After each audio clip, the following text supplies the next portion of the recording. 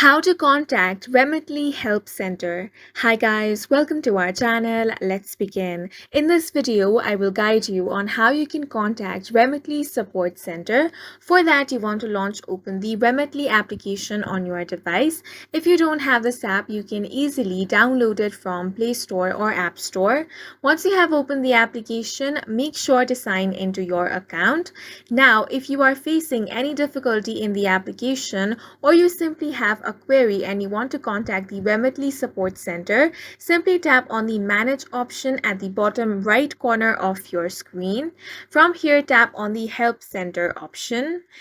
Here you have different articles that you can tap on and get more information about. If you directly want to contact the customer service, scroll down and here you have chat and phone option. You can select whichever option you want. If you want to call them, tap on the phone option.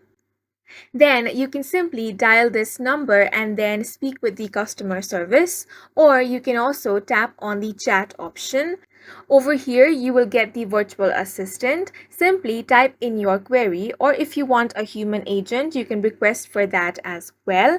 And that's it for this video. If you found it helpful, please make sure to hit the like button and subscribe for more videos like this.